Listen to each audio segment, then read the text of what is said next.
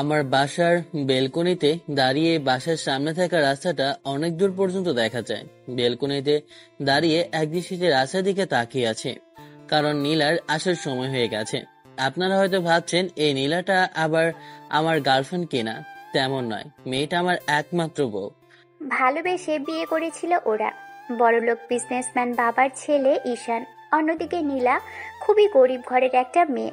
ঈশান কলেজে নীলাকে দেখার পরই ওর প্রেমে পড়েছিল। তারপর যখন বুঝতে পারে যে নীলার সাথে সম্পর্কটা সবার কাছে এতটাও স্বাভাবিক হবে না, তার উপর ঈশানের আব্বু বলেই দিয়েছিল কোনো বিজনেসম্যানের মেয়ের সাথে ওকে বিয়ে দিবে। আব্বু ঈশানকে আরও সাবধান করে দিয়েছিল যেন পচা শামুকে পা না কাটে। আর দেখে শুনে শেষে কিনা সেটাই হলো। ভালোবাসা বলে কয়ে আসে না, ওর বেলাতেও তাই হয়েছিল। ঈশান প্রথম অবস্থাতে নীলা থেকে দূরে থাকার চেষ্টা করলেও পরবর্তীতে মেয়েটাই ওর কাছে এগিয়ে এসেছিল। তারপর যখন ঈশান নীলাকে ভালোবাসার কথা বলে তখন মেয়েটা রাজি হয়ে যায়। ঈশান বুঝতে পেরেছিল নীলা ওকে পছন্দ করে। পরবর্তীতে আস্তে আস্তে নীলার চাহিদাগুলোও বাড়তে থাকলো। ঈশান ওর চালচলন দেখেই বুঝতে পেরেছিল নীলা একটু লোভী টাইপের। তাতেও ঈশানের কোনো সমস্যা ছিল না, কারণ ঈশান ওকে খুব বেশি ভালোবাসতো। আর মেয়েটাও ওকে ভালোবাসে সেটা ওর কথাবার্তাতেই বোঝা গিয়েছিল। কিন্তু পরবর্তীতে যে ওদের ভালোবাসাটাই কাল হয়ে দাঁড়াবে সেটা ঈশান কখনো ভাবতেও পারেনি। ঈশানের বাসায় নীলার বিষয়ে জানাতে পেরে আব্বু ওকে বারণ করে দিয়েছিল। এই মেয়েকে উনি কি কোনো মতেই ছেলের বউ হিসেবে মেনে নিতে পারবেন না। ঈশান অন্য আর যাই বলুক না কেন তাতেও আব্বু রাজি আছে, তারপরও নীলাকে ওর বউ হিসেবে কিছুতেই মানবে না। তারপর যখন ঈশান আব্বুর সাথে কথা কাটাকাটি করে নীলার বিষয়টা নিয়ে, তখন আব্বু রেগে ওকে বাসা থেকে বেরিয়ে যেতে বলে। ঈশান বেরিয়ে আসার সময় আব্বু আরও বলেছিল, শোনো, যদি ওই মেয়েকে বিয়ে করে তাহলে কখনো আর আমার সামনে আসবে না। যদি ওকে ছেড়ে আসতে পারো তবেই এই বাড়িতে এসো। পরিবারের বিরুদ্ধে গিয়ে ভালোবাসার মানুষকে আগলে নেওয়ার জন্য ঈশান সেদিন নীলার হাত ধরে বেরিয়ে এসেছিল। কিন্তু তাতেই যেন হিতের বিপরীত হলো। প্রথম কিছুদিন নীলার ব্যবহারটা স্বাভাবিক থাকলেও ঈশান সবটা মানিয়ে নেওয়ার চেষ্টা করলেও পরবর্তীতে যখন ঈশানের পক্ষে সম্ভব হচ্ছিল না নীলার শখ আহ্লাদগুলো পূরণ করতে, তখনই নীলার ব্যবহারটা চেঞ্জ হতে থাকে। আর এতটাই চেঞ্জ হয় যেটা ঈশানকে অবাক করেছিল। আর আজ যখন নীলা একটা গাড়িতে এসে বাসার সামনে নামলো তখন ঈশান আরও অবাক হলো, কারণ নীলার গাড়িতে করে আসার কথা নয়। মেয়েটা গাড়ি থেকে নামলো, তাও একটা মধ্যবয়সী লোকের সাথে। লোকটাকে দেখেই মনে হচ্ছিল বিয়েটা অবশ্যই করেছে। ঈশান চুপচাপ দুজনের কর্মকাণ্ড দেখতে লাগলো। নীলা লোকটাকে ইশারায় বিদায় জানালো। ঈশান গিয়ে দরজার সামনে দাঁড়াতেই নীলা কলিং বেল দিল। ঈশান দরজা খুলে দিল, মেয়েটার ভিতরে চলে আসলো। ঈশান দরজাটা আটকে দিয়ে বেডরুমে এসে মুখে হাত দিয়ে বসে রইল। একটু পর নীলা ফ্রেশ হয়ে বেরিয়ে আসতেই ঈশান বলল, ওই লোকটাকে? ঈশানের কথাতে নীলা কিছুটা চমকে গেল। কিছু একটা ভেবে বলতে লাগলো, তুমি কার কথা বলছো? যার সাথে গাড়িতে করে আসলে। ও, তুমি বসের কথা বলছো? আসলে আজকে কোনো রিক্সা পাচ্ছিলাম না, তাই বস আমাকে বলল গাড়ি করে পৌঁছে দিবে। আমি বলেছিলাম আমি আসবো না, কিন্তু উনি। ঈশান কিছু না বলেই রুম থেকে বেরিয়ে গেল। নীলা বাকি কথাটা বলতে পারল না। একটা কফি বানিয়ে এনে নীলার সামনে দিতেই নীলা বলতে লাগলো, এখন কফি খাবো না, আমি কফি খেয়ে এসেছি। নীলা প্রতিদিন বাসায় ফিরে কফির কথা বলে, কিন্তু আজকে তো বললই না। উল্টো ঈশান নিজে থেকে দিলে সেটাও খেলো না। তার মানে নীলা বসের সাথে কফি খেয়ে এসেছে। ঈশান কোনো কথা না বলে কফিটা নিজেই খেতে লাগলো। ঈশান ব্যালকনিতে গিয়ে দাঁড়িয়ে রইল। অন্য কোনো দিন হলে নীলা এসে ওকে পিছন থেকে জড়িয়ে ধরতো আর অনেক অনেক কথা বলতো, কিন্তু আজকে তাও হলো না। ঈশান ছোটখাটো একটা জব করে আর নীলা ওর থেকে বড় একটা অফিসে জব করে। যখন থেকে নীলা জবটা পেয়েছে তখন থেকেই কেমন যেন ওর ব্যবহারটা চেঞ্জ হতে শুরু করেছে। নীলার চাহিদা অনেক বেশি আর চাওয়া পাওয়ার শেষ নেই। ঈশান সেসব পূরণ করতে না পারলেই নীলা হাজারটা কথা শোনায়, তখন ঈশান চুপ করে থাকে। ঈশান জানতো না এরকম কিছু হবে, কিন্তু আব্বু বলে দিয়েছিল হয়তো একটা সময় এরকমটাই হবে, যখন ঘরে অভাব দরজায় আসবে, মেয়েটার স্বপ্ন ইচ্ছা যখন পূরণ করতে না পারবে, তখন মেয়েটা ওকে হাজারটা কথা শোনাবে। আর আজকে তাই হচ্ছে। আব্বুর কথাগুলো যেন অক্ষরে অক্ষরে মিলে যাচ্ছে। তো পরদিন মাঝরাতে ঈশানের ঘুমটা ভেঙে যেতেই বুঝতে পারল ওর পাশে নীলা নেই। ঈশান উঠে কিছুক্ষণ বসে রইল, তারপর ওয়াশরুমে গিয়ে একবার উকি দিল, মেয়েটা সেখানে নেই। তারপর মনে হলো ব্যালকনি থেকে কারো কথার শব্দ আসছে। ব্যালকনিতে গিয়ে দাঁড়ালো ঈশান। দরজার সামনে আসতেই কারো হেসে হেসে কথা বলার শব্দ পাওয়া গেল। নীলা হয়তো বা কারোর সাথে কথা বলছে। মেয়েটা এতটা হেসে কথা বলছে, তাতে বিয়ের পর এতটা হাসতে ঈশান ওকে দেখেনি। ঈশান কিছুক্ষণ ধরে নীলার কথোপকথন শুনল, বুঝতে পারল নির্ঘাত কোনো ছেলের সাথে কথা বলছে। ঈশান এসে আবারও শুয়ে পড়ল। এভাবেই পুরো 7টা দিন কেটে গেল। আর এই 7 দিনের মধ্যে নীলা প্রত্যেকটা দিন দেরি করে বাসায় ফিরেছে। তারপরও ঈশান একটা বারও জানতে চায়নি নীলা কেন দেরি করে এসেছে।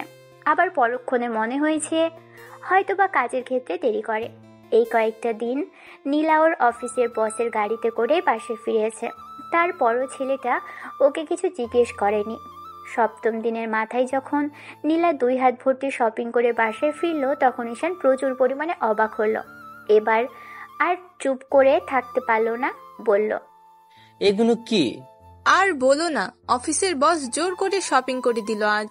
আমি বারণ করেছিলাম, তারপরও। কথাগুলো শুনতে ভালো লাগলো না ঈশানের। এখন যদি বলে এগুলো কেন, নীলা ওকেই হাজারটা কথা শোনাবে। তাই চুপচাপ রুম থেকে বেরিয়ে গেল। পরদিন ঈশান ঘুম থেকে উঠে দেখলো নীলা পাশে নেই। পুরো বাড়ি তন্ন তন্ন করে খুঁজে কোথাও মেয়েটাকে পাওয়া গেল না। আশ্চর্যজনক বিষয়, নীলার ফোনটাও নেই। মেয়েটা তো নেই, এমনকি ওর লাগেজটাও নেই। মেয়েটা আবার কোথাও চলে গেল না তো? কিন্তু ওদের মাঝে তো কোনো ঝামেলা হয়নি। ঈশান বাসার বাইরে আসলো, দারোয়ানকে জিজ্ঞেস করতেই দারোয়ান বলতে লাগলো, ভাইজান, আপনি জানেন না ম্যাডাম তো সকাল সকালই বড় একটা লাগেজ নিয়ে বেরিয়ে গেল। ঈশান অবাক হয়ে গেল, কারণ এই প্রথম মেয়েটা ওকে না বলেও কোথাও একটা বেরিয়েছে। ঈশান চুপচাপ রুমে চলে আসলো। ভালো লাগছে না কিছু। রুমে এসে বেডে পিঠে গিয়ে ফ্লোরে বসে রইল। ঈশান নীলার নাম্বারে কল করতেই নাম্বারটা বন্ধ দেখালো। পুরো 7টা দিন যাবৎ নীলার সাথে যোগাযোগ করার চেষ্টা করেও পারল না, কারণ নীলার নাম্বারটা বন্ধ দেখাচ্ছে। সব জায়গা থেকে অফলাইন মেয়েটা। তার মানে কি জেনে শুনে নীলা এমনটা করছে, নাকি ওকে এড়িয়ে যাওয়ার চেষ্টা করছে? ওদের সম্পর্কটা হঠাৎ এরকম করে বদলে যাবে ঈশান সেটা ভাবতেও পারেনি। যে মেয়েটা ওকে না বলে বাসার বাইরে যেত না, আজ সে হুটহাট করে কোথাও একটা চলে গেছে। ঈশানের খুব খারাপ লাগলো বিষয়টা। 7 দিন পর যখন নীলা বাসায় ফিরল, সেদিন ঈশান অফিসে যায়নি।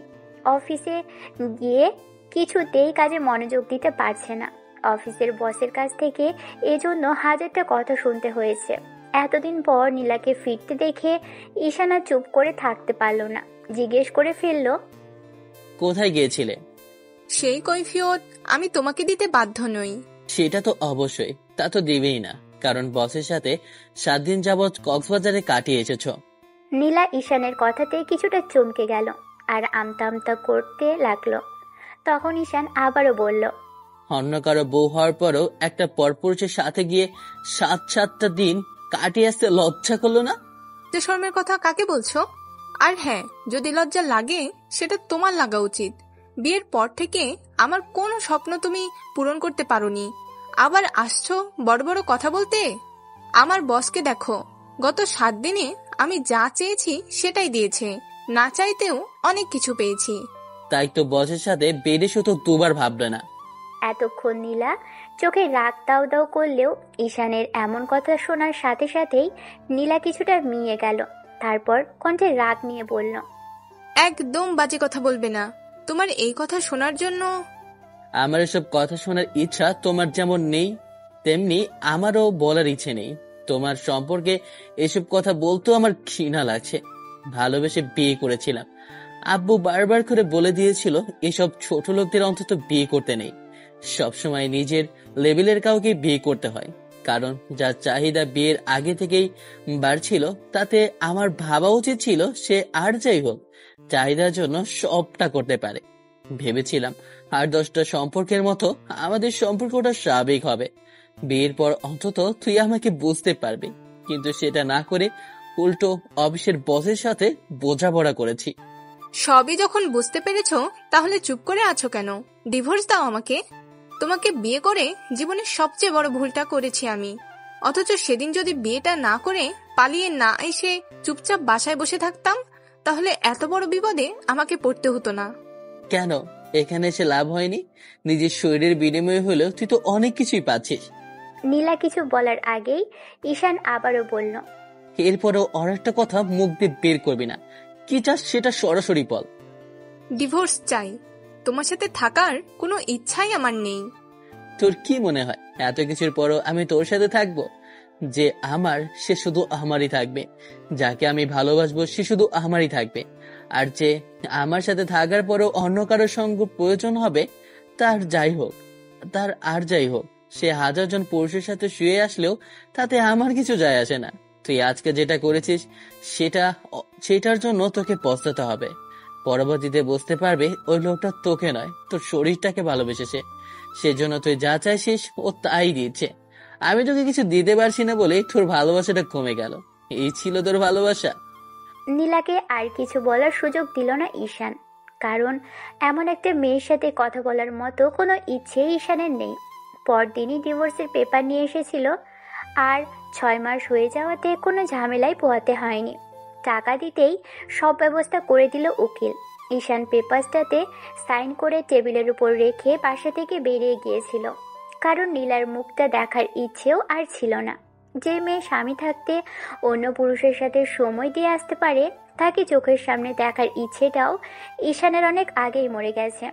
শুধু ছোট একটা কাগজে লিখে এসেছিল, কোনোদিন ভুলেও আমার সামনে আসবি না। নিজেকে বিলিয়ে এসে যদি আমার সামনে এসে 1000 বড় মাপ চাস, সারা জীবন আমার পায়ে পড়িস, অন্তত আমি আর তোকে ফিরিয়ে নেব না। ভালোবাসা নিয়ে প্রতারককারীকে আমি কখনো ক্ষমা করি না। ঈশান জানে এই চিঠি পড়ার পর নীলার কি প্রতিক্রিয়া হয়েছিল। অন্যদিকে ঈশান সেদিনই বাসায় চলে এসেছিল, কারণ বাসা থেকে বের হয়ে আসার সময় আবু বলেছিল যদি ওই মেয়েকে কখনো ছাড়তে পারে তাহলে বাসায় ফিরে আসতে পারে। ঈশান বাসায় আসার সময় ভাবে বাসায় গিয়ে আগে আব্বুর কাছে মাফ চাইবে, উনি যাকে পছন্দ করবে তাকেই বিয়ে করে নিবে। ঈশান ভুল করেছে, সেই ভুল শুধরে নিতে চাই। আব্বু আম্মুর কাছে সন্তান শত অন্যায় করলেও তারা কখনো সন্তানকে ফেলে দিতে পারবে না, তাই বাসায় চলে আসলো। ঈশান বিকেলের দিকে বাসায় ফিরতেই আম্মুর সাথে দেখা হলো, কিন্তু আব্বুর সাথে দেখা হলো না। আম্মু ঈশানের সাথে 1000টা কথা বলার চেষ্টা করলেও ঈশান তেমন কোনো কথা বলল না, শুধু আব্বুর কথা জিজ্ঞেস করলো, আব্বু কোথায়? অফিসে আছে, কিছুক্ষণ বাড়ি চলে আসবে। তুমি রেস্ট নাও, আব্বু আসলে কথা বলে নিও। ঈশান রুমে চলে আসলো। কিছুই ভালো লাগছে না, হয়তো কিছুটা দিন এরকম খারাপ লাগা থেকেই যাবে। ওই মেয়েটার জন্য পুরো একটা অনুভূতি শেষ করে দিয়েছে। ঈশান এসে ফ্রেশ হয়ে রেস্ট নিল। রাতে খাওয়া দাওয়ার সময় হতেই ঈশান লিভিং রুমে আসলো। আব্বু আম্মুর সাথে বসে কিছু একটা বলছে। ঈশান এসে আব্বুর সামনে দাঁড়ালো। আব্বু একবার ওর দিকে তাকালে সাথে সাথে ঈশান মাথা নিচু করে নিয়ে বলতে লাগলো, আই এম সরি আব্বু, তখন তোমার কথাটা আমার শোনা উচিত ছিল। তোমার কথা না শুনে অনেক বড় অন্যায় করেছি। আমি তোমার কাছে মাপ চাইছি। তোমাদের কথা মতো তোমাদের কাছে ফিরে এসেছি। আমি সব ছেড়ে দিয়ে এসেছি। এবারের মতো আমাকে মাফ করে দাও। তোমরা যা বলবে আমি তোমার সব কথা শুনতে রাজি। তারপরও আমাকে শেষবারের মতো একটা সুযোগ দাও। আমি কথা দিচ্ছি আর তোমার কোনো কথার নড়চড় হতে দেব না। তুমি যা বলবে আমি সেটাই চোখ বুজে মেনে নেব। আব্বু ঈশানের দিকে তাকিয়ে রইল, আর ঈশান কথাগুলো বলেই চুপচাপ মাথা নিচু করে আছে। তখন আম্মু গিয়ে ঈশানকে একটা জায়গায় বসিয়ে দিয়ে ঈশান আব্বুর দিকে তাকালো। আব্বু এখনো কোনো কথা বলছে না দেখে ঈশানের বেশ খানিকটা ভয় পেয়ে গেল। তখন ও আবারও বলতে লাগলো, আব্বু তুমি আমার উপর রাগ করে আছো? আব্বু আমি ভুল করেছিলাম, বুঝতে পারিনি তোমার কথাটাই সত্যি হবে। যখন বুঝতে পারলাম তখন এই ভুলটা শুধরে নেওয়ার জন্য ওর সাথে সব শেষ করে দিয়ে চলে এসেছি। আমি তোমার সব কথা শুনবো। তোমাকে অফিসে বসতে হবে, আমি যা বলবো তাই করতে হবে। এইসব লোক দেখানো ভালোবাসায় জড়ালে চলবে না। আর হ্যাঁ, যখন বলবো যার সাথে বলবো তোমাকে কোনো কথা ছাড়াই বিয়ে করে নিতে হবে, তাহলে বাঁচাতে থাকতে পারো। আর আমার রাগ করে থাকার কোনো প্রশ্নই আসে না। আমি তো বলেছিলাম যদি নিজেকে শুধরে নিতে পারো তবেই আমি ভেবে দেখব। আমি জানতাম একদিন এরকমই হবে, আর তুমিও ফিরে আসবে। ওরকম মেয়েদের আমার খুব ভালো করেই চেনা আছে। প্রথম প্রথম বড় লোকদের ছেলেদের সাথে মিষ্টি মিষ্টি কথা বলে তাদের পটিয়ে মায়ায় ফেলবে। পরবর্তীতে যখন নিজে দেখবে ছেলেগুলো ওদের কোনো শখ আহ্লাদ পূরণ করতে পারবে না, তখন ঠিকই ওদের ছেড়ে চলে যাবে। এই জন্য আমি তোমাকে বাসা থেকে বের করে দিয়েছিলাম, কারণ আমি ছাড়া তুমি অসম্পূর্ণ।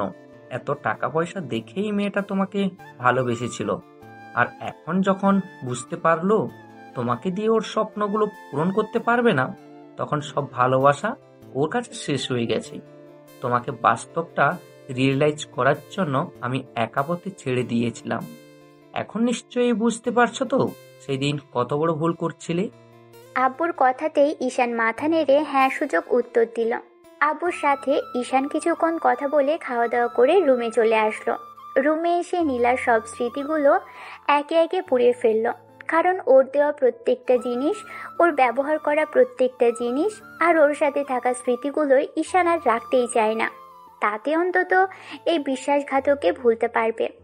কালকে থেকে জীবনের নতুন দিন আর নতুন কি করে সবকিছু শুরু করার আশায় ঈশান আগামী দিনের জন্য অপেক্ষা করতে লাগলো। এমন করে প্রতারিত হয়ে যেন নতুন করে নিজেকে চেনার আর জানার ইচ্ছে ঈশানের তৈরি হতে লাগলো।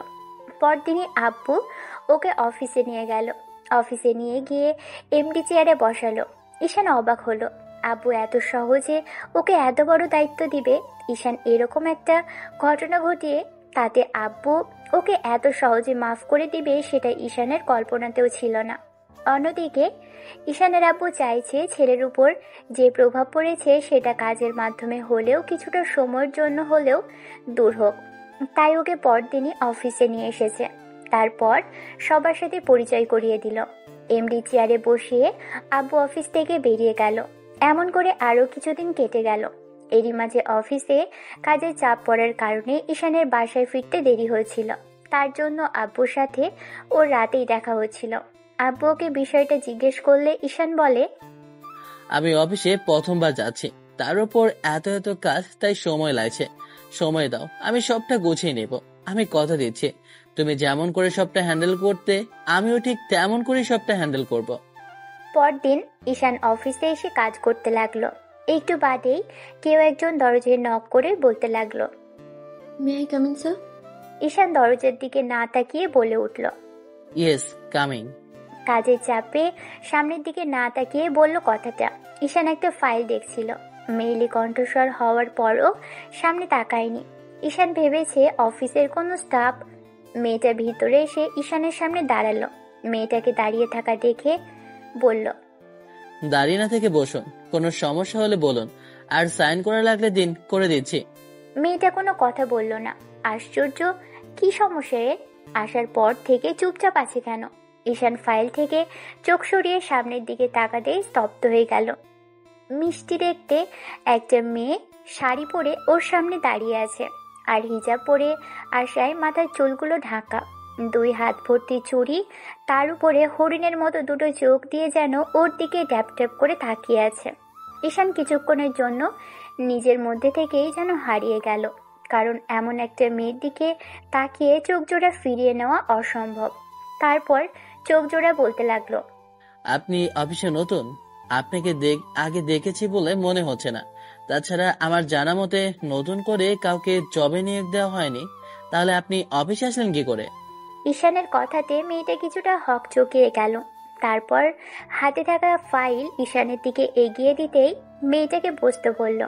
মেয়েটা ঈশানের সামনে বসলো। এখনো ওর দিকেই তাকিয়ে আছে।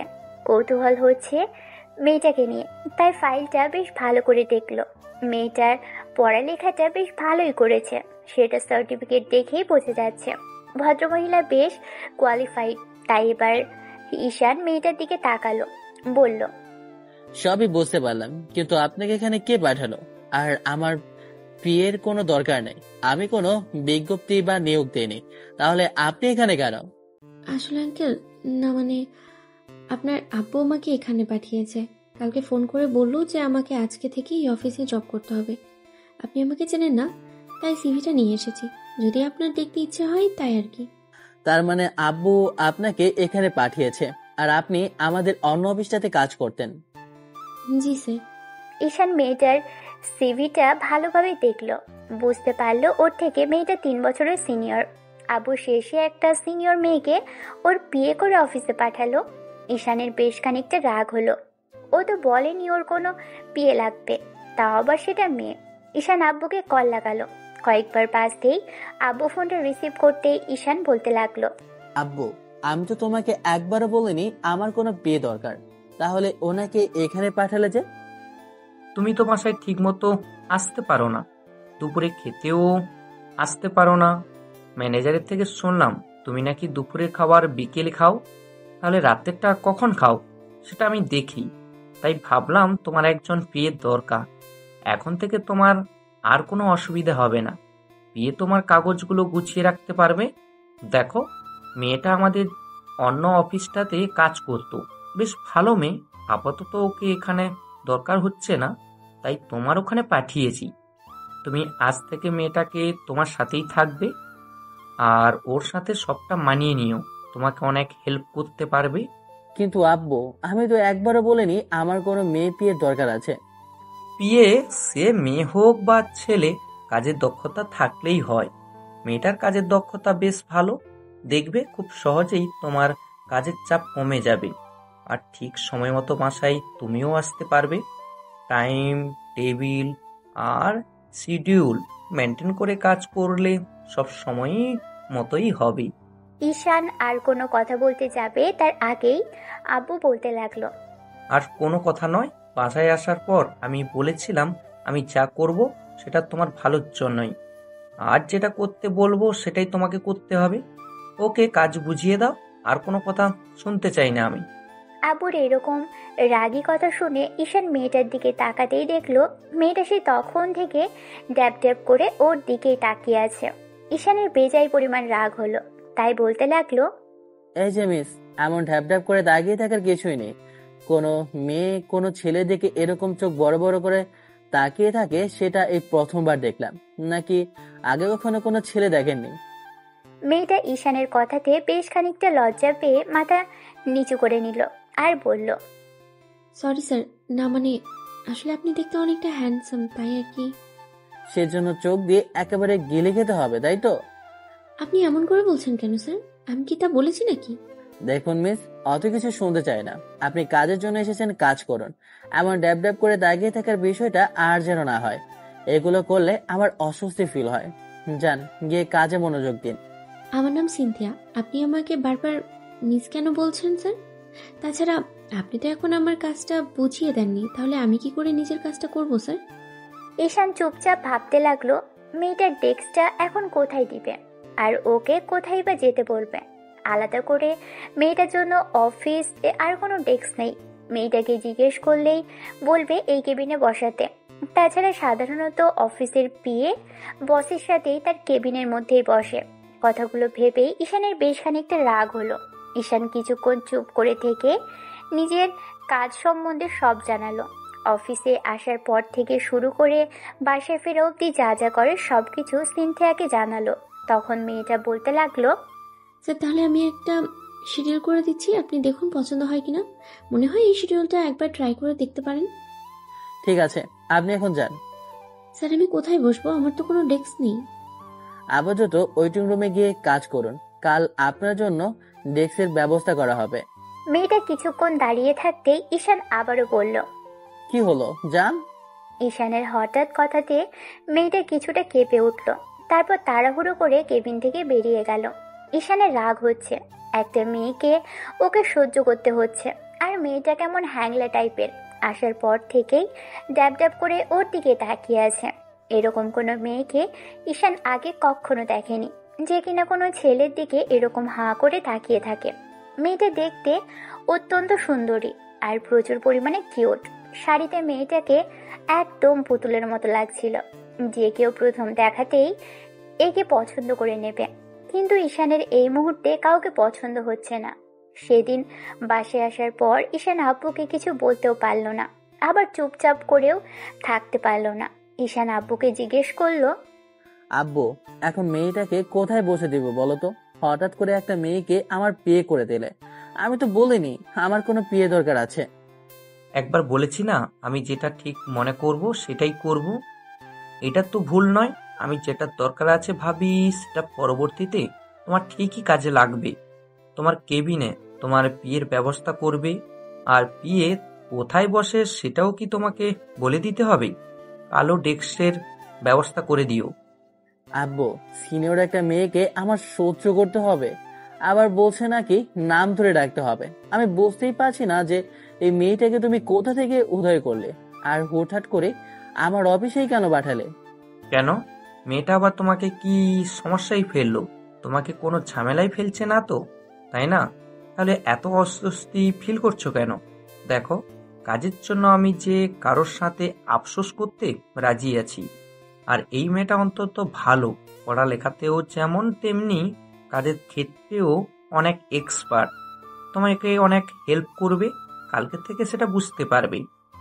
অফিসে আসার পর মনে হলো এই মেয়েটাকে এখন থেকে সব সময় ঈশানে সহ্য করতে হবে। যেমন হাঁ করে ওর দিকে তাকিয়ে থাকে, তার উপর আবার সব সময় এখন থেকে একে সহ্য করে নিতে হবে। আজকে থেকে আবার ওরই কেবিনে থাকবে। কতটা বিব্রতকর পরিস্থিতিতে পড়বে সে ভাবতেই ঈশানের রাগ হচ্ছে। সকালে এসেই ঈশান সিনথিয়ার ডেস্কের ব্যবস্থা করে দিয়েছে। এতক্ষণ মেয়েটা ওর ডেস্কের সামনে বসে ওর দিকে হাঁ করে তাকিয়েছিল। সিনথিয়ার ডেস্কটা রেডি হতেই ঈশান ওকে সেখানে গিয়ে বসতে বলল। 10 মিনিট বাদে আবার ঈশান ওকে ডেকে বলল, মিস সিন্ধিয়া, দুটো কপি আনতে বলুন। সিনথিয়া আশেপাশে তাকিয়ে তারপর ঈশানকে উদ্দেশ্য করে বলল, স্যার আমি? হ্যাঁ, কেন, কি হয়েছে? আপনার লজ্জা লাগছে? ঠিক আছে, আপনাকে করতে হবে না, আমি গিয়ে নিয়ে আসি, কেমন? না মানে আসলে আমি। আব্বু তো বলেছিল আপনি ভালোই কাজ করতে জানেন, কিন্তু প্রথম কাজে এত এত এত বিব্রত বোধ করবেন সেটা ভাবতে পারিনি। ঠিক আছে স্যার, আমি নিয়ে আসছি। মেয়েটা কেবিন থেকে বেরিয়ে গেল। আর বেরিয়ে যাবার পর হাজারটা বকা ঈশানকে দিতে লাগলো। কত বড় বদমাইশ খাটাস একটা লোক! ওর জন্য নাকি আমাকে এখন চা কফি আনতে হবে। আমি কি অফিসের পিয়ন না তাকে দারোয়ান যে আমাকে দিয়ে এগুলো করতে হবে? তো সাহসটা কি করে আমাকে চা কফি বানাতে বলে? তুই জানিস আমি কে? তোকে ধ্বংস করে দেবো, মেরে তোর নাকটা আমি ফাটিয়ে দেবো। শেষে আমাকে কিনা বাচ্চাদের জন্য কফি বানাতে হচ্ছে। ঈশানকে হাজারটা বকাঝকা দিতে দিতেই 15 মিনিটের মাথায় কফি বানানো শেষ করে সিনথিয়া। তারপর নিজেই নিয়ে গিয়ে ঈশানের টেবিলের উপর কফি দুটো রেখে দিয়ে বলতে লাগলো, স্যার, আপনার কফি রেডি। একটা আপনি নিজে খান। সিনথিয়া চুপ করে রইল। তখন ঈশান ওকে একটু ধমকে সুরে বলল, এই মেয়ে, আপনি কি কানে কালা নাকি? শুনতে পাননি? আমি আপনাকে কফি খেতে বলেছি, খান। সিনথিয়া উত্তর দিয়ে মুচকি একটা হেসে কফির মগ হাতে নিয়ে দাঁড়িয়ে যখন চুমুক দিতে নিবে তখন ঈশান বলতে লাগলো, এত বড় হয়েছেন তারপরও জানেন না যে কোনো খাবার বসে খেতে হয়? বসুন। সিনথিয়া ঈশানের সামনে বসে কফিতে চুমুক দিতে লাগলো আর বিড়বিড় করতে লাগলো। ঈশান বুঝতে পারলো সিনথিয়া ওর গোষ্ঠী উদ্ধার করছে, তাই ঈশান একটু হাসার চেষ্টা করে বলল, আমাকে গালিগালাজ করা থাকলে সেটা সামনেই করতে পারেন, এরকম বিড়বিড় করার কিছুই নেই। কি যে বলেন না স্যার, আমি আপনাকে কেন গালিগালাজ করতে যাব? না মানে আসলে বলছিলাম কি, আমি তো অফিসের পিয়ন বা দারোয়ান নই যে আমাকে দিয়ে চা কফি এনে। আমি একবারও আপনাকে আনতে বলেছি? তাহলে আপনি তো বললেন আমাকেই আনতে, না হলে কি আমি যেতাম? আর আপনি ধমক দিয়েই তো আমাকে। আমি আপনাকে বলেছি দুটো চা বা কফি আনার ব্যবস্থা করুন, কাউকে দিয়ে আনান। তার মানে এই না যে আপনি নিজে গিয়ে কফি বানাবেন। আপনি কি বোকা? আপনার কি মাথায় কিছুই নেই? এই অফিসে কফি বানানোর জন্য কি আমি আপনাকে দেখেছি? আজব ক্যারেক্টার তো আপনি। আপনি সামান্য বিষয়টা বুঝতে পারেননি। আপনি নিজেই গেলেন কফি বানাতে, গাধি একটা। আমাকে একদম উল্টোপাল্টা নামে ডাকবেন না। আমার একটা সুন্দর নাম আছে, আমি গাধি হতে যাব কেন? আপনি এমন করে বললেন, আমি আমি তাই ভেবেছিলাম। হ্যাঁ, আমি ওই আর 10টা অফিসের বসের মতো আপনাকে দিয়ে অফিস পরিষ্কার করাবো, তারপর চা কফি আনাবো, পিয়নের কাজটাও আপনাকে দিয়ে করাবো, তাই তো? আজব ক্যারেক্টার মাইডি আপনি। তার উপর আমার একটা ডাউট হচ্ছে এখন আপনাকে নিয়ে। কিসের ডাউট স্যার? ডাউট এটা নিয়ে হচ্ছে যে আপনি এত ভালো রেজাল্ট করলেন কি করে? আপনার মাথায় তো দেখছি গোবর ছাড়ার কিছুই নেই। আপনি কিন্তু আমাকে ইনসাল্ট করছেন স্যার, আমি মোটেও এসব সহ্য করবো না। আমার বিয়ে হলে এগুলো সহ্য করে নিতে হবে মিস সিনথিয়া। কফিটা শেষ করে নিজের কাজে যান এখন। সিনথিয়ার মনে হাজারটা প্রশ্ন উকি দিচ্ছে। এই ছেলেটা এত বাঁকাভাবে কথা বলে কেন? এমন করে কথাগুলো বলল মনে হয়েছিল ওকে কফি আনতে বলেছে, আর ওই ড্যাং ড্যাং করে চলে গেল। কথাটা ভালো করে শোনার চেষ্টা করলো না। নিজেকে 101টা গালি দিল সিনথিয়া। দুপুরে ঈশানের খাওয়ার টাইম হতেই সিনথিয়া উঠে আসলো আর ঈশানের সামনে দাঁড়াতেই বলল, আবার কি হলো আপনার? আবার কোন বিষয়ে বলবেন? এবার আমার নয়, আপনার বিষয় বললো স্যার। আপনার এখন লাঞ্চের টাইম হচ্ছে, তাই বলছিলাম কি সময় মতো লাঞ্চটা করে নিয়ে আবার কাজে বসলে দেখবেন ভালো লাগবে। ঈশান কিছু একটা ভেবে তারপর ফাইলটা রেখে সিনথিয়াকে বলল। চলুন ক্যান্টিন থেকে গিয়ে খেয়ে আসি। সিনথিয়া দাঁড়িয়ে রইল, তাই বলল, কি ব্যাপার আপনি দাঁড়িয়ে আছেন যে, আর হাত মোছাচ্ছেন কেন বাচ্চাদের মতো? না মানে আসলে আমি আপনার সাথে। হ্যাঁ কেন, লাঞ্চ করার ইচ্ছে নেই নাকি? বাইরে কোনো রেস্টুরেন্টে গিয়ে খাবেন? তাহলে চলুন সেখানে নিয়ে যাই আপনাকে। স্যার আমি বলছিলাম কি আপনি আমার সাথে খাবেন? না মানে একই টেবিলে দুজনের সামনাসামনি বসলে আপনার কোনো অস্বস্তি ফিল হবে না তো? কেন আপনাকে নিয়ে আমার অস্বস্তি ফিল হবে কেন? আমি তো আপনার বিয়ে, তাই বলছিলাম আপনার যদি কোনো সমস্যা হয় তাহলে। আপনার হঠাৎ এমন মনে হলো কেন? কালকেই তো বললেন আমি আপনার দিকে ট্যাপ ট্যাপ করে তাকিয়ে থাকি। তার উপর যদি একই টেবিলে বসি আর আমি আপনার সামনাসামনি বসি তাহলে তো আপনার দিকে আমার চোখ পড়বে, তাহলে তো আপনার অস্বস্তি ফিল হবে, তাই বলছিলাম। ঠিক আছে আপনাকে যেতে হবে না। এই না আমি যাব না, আমার তো খুব খিদে পেয়েছে। ঈশানের বেশ হাসি পেল। খিদেটা নিজের পেয়েছে, ওকে জোর করে কিনা খাবার খেতে যেতে বলছে। ঈশান বেরোতে বেরোতে সিনথিয়াকে উদ্দেশ্য করে বলতে লাগলো, খিদেটা নিজের পেয়েছে সেটা বলবেন না, সেটা উল্টো আমার ঘরে চাপাচ্ছেন। আমার খাওয়ার সময় হয়ে গেছে। মেয়েটা মুখটা বাচ্চাদের মতো করে ফেললো আর বাচ্চাদের মতো করেই বলল, আপনি কি করে বুঝলেন স্যার? সেই আধা ঘন্টা আগে থেকে দেখছি আপনি কেমন যেন হাঁসফাঁস করছিলেন, কিছু বলতে চেয়ে বলতে পারছিলেন না। যে দুটো বাজলো সেই এসে আমার সামনে দাঁড়ালেন, তাই বুঝতে পারলাম। ধন্যবাদ স্যার, এখন একটু ফাস্ট চলুন, আমার খুব খুব ক্ষুধা পেয়েছে। খিদে পেলে আমার কোনো কাজই মাথায় ঢোকে না, তাই খেয়ে কাজ করলে ভালো হবে না? ওরা দুজন ক্যান্টিনে গিয়ে বসলো। তারপর দুজন নিজেদের পছন্দ মতো খাবার অর্ডার করলো। খাবার আসতেই ঈশান ফোনের দিকে তাকিয়ে আবারও খাওয়াতে মনোযোগ দিল, আর সিনথিয়া ওকে দেখতে ব্যস্ত আছে। নিজের থেকে 3 বছরের জুনিয়র, তাও আবার অফিসের বস, তার উপর এত রাগী। অফিসের বসগুলো মনে হয় এমন রাগীই হয়। কথাগুলো সিনথিয়া ভাবছে আর মিটমিট করে হাসছে, কিন্তু তারপরও মাথায় ঘুরপাক খাচ্ছে ছেলেটাকে দেখতে বড্ড কিউট। আর এত কিউট যে কোনো মেয়ে প্রথম দেখাতেই ছেলেটার প্রেমে পড়তে বাধ্য হবে। কিউটের ডিব্বা একটা। কথাগুলো ভেবেই সিনথিয়া একটু হাসলো। ঈশান এবার বিষয়টা লক্ষ্য করে বলতে লাগলো, মিস সিনথিয়া, আমাকে দেখার অনেক সময় পাবেন। আমার কেবিনেই বসেন, আমাকে সারাদিন ধরেই দেখতে পারবেন।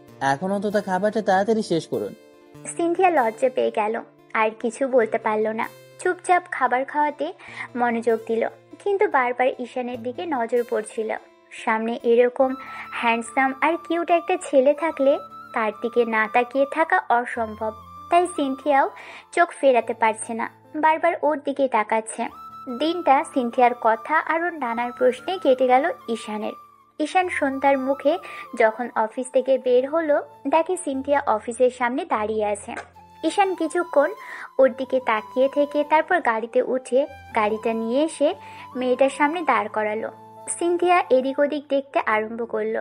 তখন ঈশান গাড়ির গ্লাসটা নামিয়ে দিয়ে বলল, কি হলো এভাবে দাঁড়িয়েছেন যে? বাসায় যাবেন না মিস সিনথিয়া? যাবো, কিন্তু কোনো রিক্সা পাচ্ছি না স্যার। অনেকক্ষণ যাবো দাঁড়িয়ে আছি, তারপরেও রিক্সা পাচ্ছি না। আপনার বাসাটা কোথায়? মেয়েটা একবার বাসার ঠিকানাটা বলতেই ঈশান বুঝতে পারল সিনথিয়ার বাসায় যেতেও প্রায় 30 থেকে 45 মিনিট সময় লেগেই যাবে। ওর আরও মনে হতে লাগলো একে তো সন্ধ্যা হয়ে আসছে, তারপর একা একটা মেয়ে, আশেপাশে কোনো রিক্সাও দেখা যাচ্ছে না। তাই এমন করে একা একা ছাড়লে নিশ্চয়ই কোনো বিপদ হতে পারে।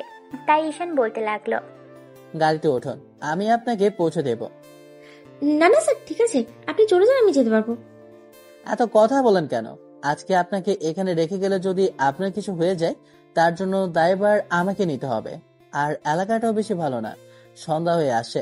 আপনাকে আমি বাসায় পৌঁছে দেই, পরে সব বলবেন। এখন উঠুন। সিনথিয়া গাড়িতে উঠে ঈশানের পাশের সিটে বসলো। মেয়েটা মাথাটা নিচু করে আছে। ঈশান আর চোখে একবার ওর দিকে তাকিয়ে তারপর বলতে লাগলো, সব সময় বক বক করতে থাকেন, এখন কি হলো, কথা বলছেন না যে? না মানে, আসলে আমি আপনার দিকে তাকালেই তো আপনার অস্বস্তি ফিল হয়, তাই আর কি। তাই আমার দিকে তাকাতে চাচ্ছেন না, তাই তো? আচ্ছা শুনুন, এত লজ্জা পাওয়ার কিছুই নেই। আমি আপনাকে কোনো প্রেমের প্রস্তাব দিইনি যার জন্য লজ্জা পাচ্ছেন। তাছাড়া আপনি আমার অফিসের পিএ, আমার বউ নন যে আমার সামনে আপনার এত লজ্জা পেতে হবে। বউ কথাটা শোনার সাথে সাথেই সিন্ধিয়ার বুকের ভিতরটা কেমন করে যেন কেঁপে উঠল। মেয়েটা চোখ জোড়া বন্ধ করে নিল। ঈশান বিষয়টা বুঝতে পেরে ওকে আর কোনো প্রশ্ন করলো না। প্রায়ই অনেক ঘন্টা সময় লেগে গেল সিন্ধিয়ার বাসায় পৌঁছতে। রাস্তায় বেশ জ্যাম ছিল বলে এতটা সময় লাগলো, না হলে আরো আগেই আসতে পারতো। সিনথিয়ার বাসার সামনে গাড়িটা থামাতেই মেয়েটাকে গাড়ি থেকে নেমে ওকে মিষ্টি একটা হাসি উপহার দিয়ে ধন্যবাদ জানিয়ে চলে যেতে নিলেই ঈশান উল্টো দিকে ফিরে চলে আসলো।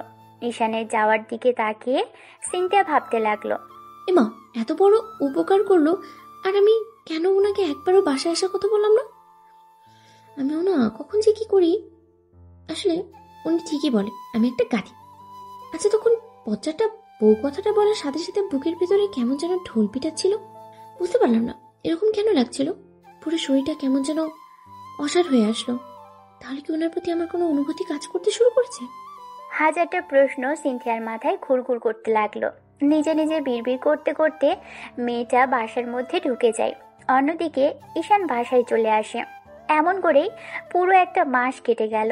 আর এই একটা মাসের মধ্যে ঈশান বুঝতে পেরেছে মেয়েটা ওর দিকে অনেকটা এগিয়ে আসার চেষ্টা করছে। সিনথিয়া ওর প্রতি যে কতটা দুর্বল সেটা ঈশান খুব ভালো করেই বুঝে গেছে।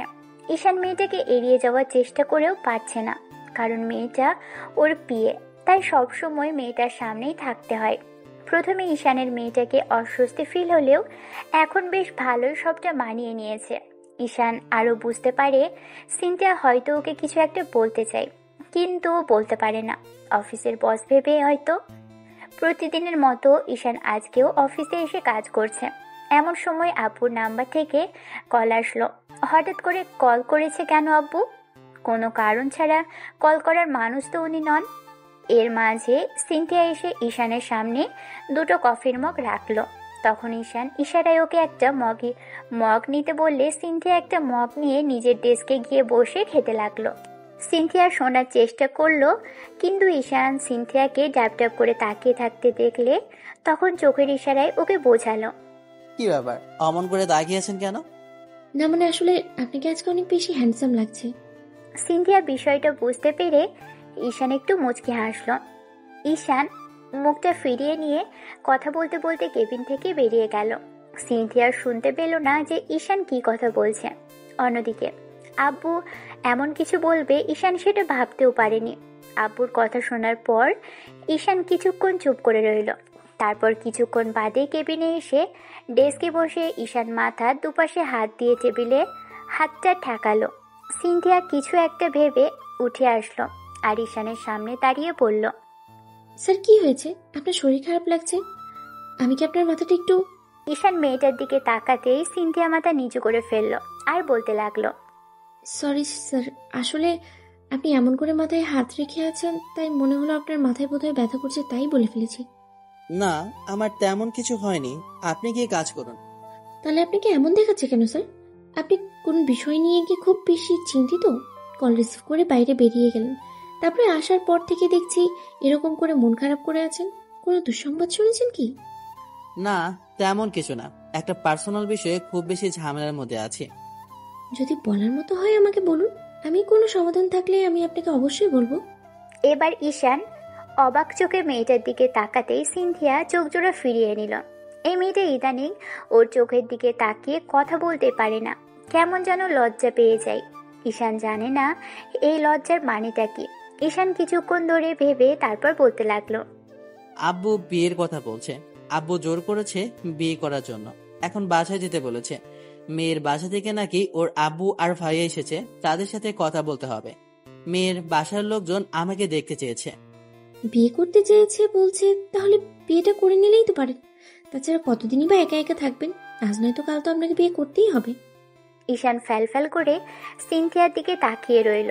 মেয়েটা কেমন যেন কাচুমাচু করে হাত মোচড়াতে মোচড়াতে বলল, আসলে স্যার, আপনার পার্সোনাল বিষয়ে আমার যদিও না করানো ঠিক না, তারপরেও বিয়ে তো একদিন না একদিন সবাইকে করতেই হবে। তাই আর কি বলছিলাম, বাসা থেকে যেটা বলে সেটাই করে নেওয়া উচিত। আব্বু আম্মু কখনো ছেলে মেয়ের খারাপ চায় না স্যার। ভাবছি নিজের কাজ করেন গিয়ে। আমাকে এক্ষুনি একবার বাসায় যেতে হবে। মনে হয় না আজকাল অফিসে ফিরতে পারবো।